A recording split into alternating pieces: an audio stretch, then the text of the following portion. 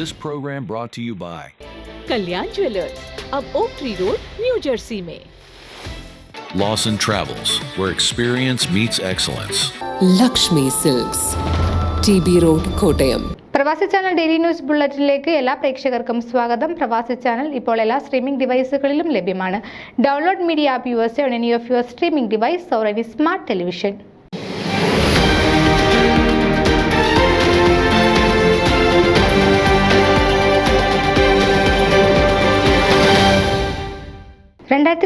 Kerala Samajam of greater ന്യൂയോർക്കിനെ നയിക്കുവാൻ 53ാമത് പ്രസിഡന്റായി സജി എബ്രഹാമും സെക്രട്ടറിയായി മാത്തുക്കുട്ടി ഈശോയും ട്രഷററായി വിനോദ് കെയും ട്രസ്റ്റി ബോർഡ് ചെയർമാനായി വിൻസെന്റ് സിറിയക്കും ചുമതലയേറ്റു.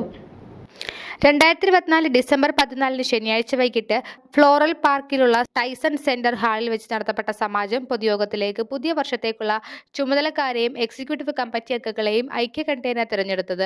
2025 ജനുവരി 11 ശനിയാഴ്ച ഫ്ലോറൽ പാർക്കിലുള്ള ദർബാർ ഇന്ത്യൻ റെസ്റ്റോറന്റിൽ കൂടിയ യോഗത്തിലാണ് പുതിയ ഭാരവാഹികളും കമ്മിറ്റി അംഗങ്ങളും ചുമതലയേറ്റത്.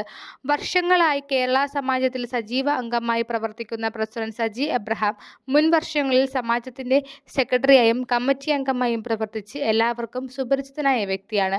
ഫോമയുടെ സ്ഥാപക അംഗമായ സജി ഫോമ അഡ്വൈസറി ബോർഡ് സെക്രട്ടറിയായും നിരവധി തവണ നാഷണൽ കമ്മിറ്റി അംഗമായും പ്രവർത്തിച്ചിട്ടുണ്ട്. മാധ്യമ പ്രവർത്തകൻ കൂടിയായ മാത്തുക്കുട്ടി ഈശോ കേരള സമാജത്തിന്റെ കഴിഞ്ഞ വർഷത്തെ എക്സിക്യൂട്ടീവ് കമ്മിറ്റി അംഗമായിരുന്നു. ആദ്യമായാണ് സമാജം സെക്രട്ടറിയായി തിരഞ്ഞെടുക്കപ്പെടുന്നത്. ട്രഷറർ വിനോദ് കെ കേരള സമാജം പ്രസിഡന്റായി മുൻപ് പ്രവർത്തിച്ചിട്ടുണ്ട്. കഴിഞ്ഞ വർഷം ട്രഷററായി സുസ്ഥിരാർഹമായ സേവനം കാഴ്ചവെച്ച വ്യക്തിയാണ് Vinod. FOKANA general secretary, FOKANA national committee അംഗം എന്ന നിലയിൽ പ്രവർത്തിച്ചിട്ടുള്ള വിനോദ് കെ ലോങ് ഐലൻഡിലെ പ്രശസ്തനായ റിയൽ എസ്റ്റേറ്റ് അറ്റോർണിയാണ്. 4 വർഷം മുമ്പ് സമാജത്തിന്റെ പ്രസിഡന്റായി പ്രവർത്തിച്ച വ്യക്തിയാണ് ബോർഡ് ഓഫ് ട്രസ്റ്റിയായി ചുമതലയേറ്റ വിൻസെന്റ് സിറിയക്. നിരവധി വർഷങ്ങളിൽ സമാജത്തിന്റെ വിവിധ ചുമതലകൾ വഹിച്ചിട്ടുള്ള വിൻസെന്റ് ലോങ് ഐലൻഡിൽ അറിയപ്പെടുന്ന മോർട്ട്ഗേജ് ലോൺ ഓഫീസറാണ്.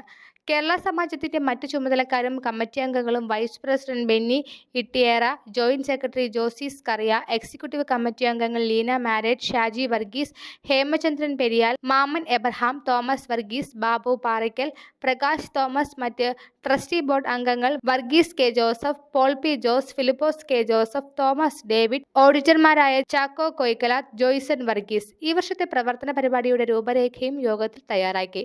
പ്രവർത്തന ഉദ്ഘാടനവും ഈസ്റ്റർ വിഷു ആഘോഷം മെയ് 3 ശനിയാഴ്ചയും, പിക്നിക് ജൂലൈ 26 ഓണാഘോഷവും ഓണസദ്യയും സെപ്റ്റംബർ 6 വാർഷിക ഡിന്നറും ഫാമിലി നൈറ്റും നവംബർ 22 നടത്തുന്നതിന് യോഗം തീരുമാനമെടുത്തു.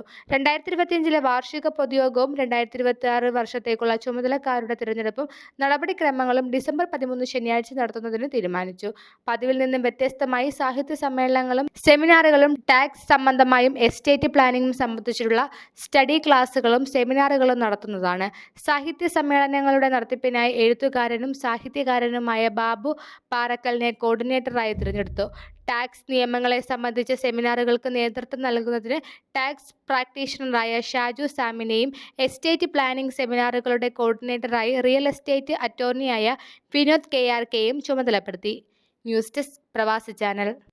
നിങ്ങളുടെ വാർത്തകളും വിശേഷങ്ങളും ഞങ്ങളെ അറിയിക്കാൻ മറക്കണ്ട. news@pravasichannel.com അല്ലെങ്കിൽ editor@eMalayali.com എന്ന ഇമെയിലിലേക്ക് വാർത്തകൾ അയക്കുക.